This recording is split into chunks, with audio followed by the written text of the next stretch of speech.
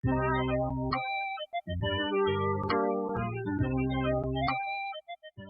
this is Jeff from United Campus Ministry, across street from RIdgewater College here in Willmar, Minnesota. And we are entering into our fourth week of the semester already as I record this. So just an update, just some things I really want to share with you guys. We still have some openings for our semester meals that we do. We do a meal every Tuesday and Wednesday, serving from 11 o'clock to 2 o'clock for the college students here at RIdgewater. It's our main outreach. Last semester we were seeing about anywhere between 200 to 250 regularly, depending on the day, depending on who was in town still, and everything like that.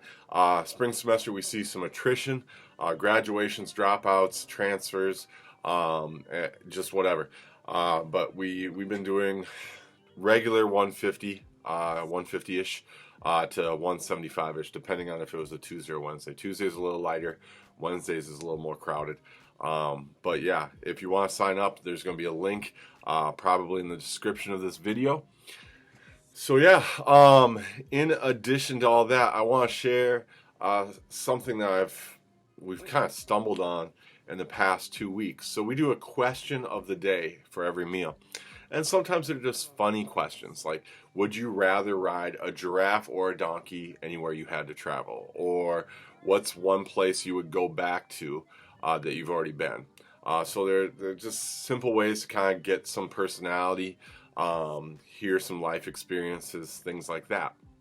Well, two of the questions in recent memory circled around it ended up getting more depth than what I expected when I asked them. So the first question was, would you rather live to be 200, looking like you were 200 the whole time, but being perfectly healthy? Or would you rather live to 65, but you looked like you were 25 the whole time? And that got us into some important conversations about grief, mourning, loss, just how you raise a family, and then also instant gratification or perceived benefits of physical appearances versus just longevity and legacy and things like that. It was really interesting conversations to have with a bunch of kids, and depending on where they were at, if they were traditional students, non-traditional students, or some of our volunteers, man, your priorities changed. And it was really important conversations we had around that. The next one that I want to hit on was, would you rather be transported and live 500 years ago or 500 years in the future? And there's no real, you can kind of see what was in the past, and a vast majority of the kids picked the past.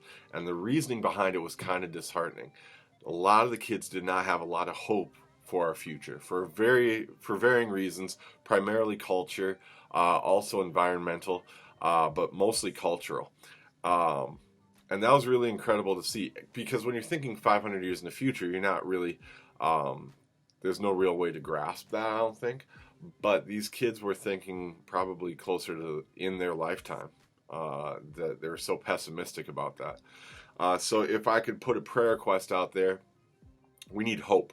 A lot of kids need to figure out where their hope is, where they can trust that they're loved, that they have a community around them, and ultimately that there's a lot of temporary things that are really important, but there's one thing that's most important, and that's a hope in Christ. So yeah, if you could pray for that, that would be incredible. Pray over getting our meals more supplied for. Pray for what to do with this building. Man, I would like to do some improvements on this, expand it if possible, and possibly that would open up a range of other possibilities for ministry. But yeah, just appreciate your support. This has gone on long enough for me talking to you. So God bless you, and thank you so much.